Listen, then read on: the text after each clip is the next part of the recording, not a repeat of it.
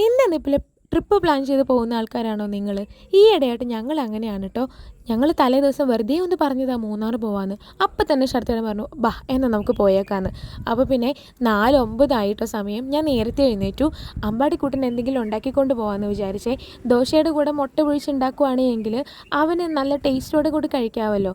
പിന്നെ ഞങ്ങളുടെ കാര്യം നമുക്ക് എന്തെങ്കിലുമൊക്കെ കഴിച്ച് അഡ്ജസ്റ്റ് ചെയ്താൽ മതിയല്ലോ. ഇത് എൻ്റെ അനിയൻ വന്നിട്ടുണ്ട് കേട്ടോ. ഞാനങ്ങനെ റെഡിയായി അമ്പാടിനെ റെഡിയാക്കാമെന്ന് വിചാരിച്ചു. അവനങ്ങനെ വഴക്കൊന്നും ഉണ്ടാക്കിയില്ല കേട്ടോ. കാരണം തലേദിവസം ഞാൻ പറഞ്ഞായിരുന്നു നമ്മൾ ടൂറ് പോവാണ്, നേരത്തെ എഴുന്നേക്കണമെന്ന്.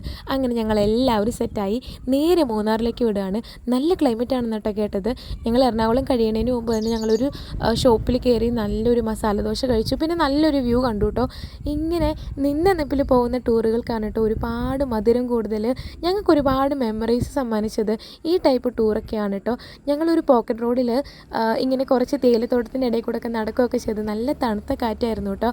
പിന്നെ എന്താ പറയുക, ഒരുപാട് സന്തോഷം തോന്നി. നമ്മൾ ഒരു പാർക്കിൽ കയറിയിട്ടുണ്ടായിരുന്നു അമ്പാടിക്ക് ഒരു എൻജോയ്മെൻറ്റിന് വേണ്ടിയിട്ട്. കൂടെ ഞങ്ങളും കഴിച്ചു. ഞാൻ കുഞ്ഞായിരുന്ന സമയത്ത് ഇതിൻ്റെ മുകളിൽ നിന്ന് വീണിട്ടുള്ളതുകൊണ്ട് എനിക്ക് നല്ല പേടിയായിരുന്നേ. അങ്ങനെ ഇത്തവണ ആ പേടിയൊക്കെ അങ്ങ് മാറ്റി. അമ്പാടി മൊത്തം ഓടി നടക്കല. കുറേ നേരം അവിടെ ചിലവഴിച്ച് നേരെ വീട്ടിലേക്ക് തിരിച്ചു.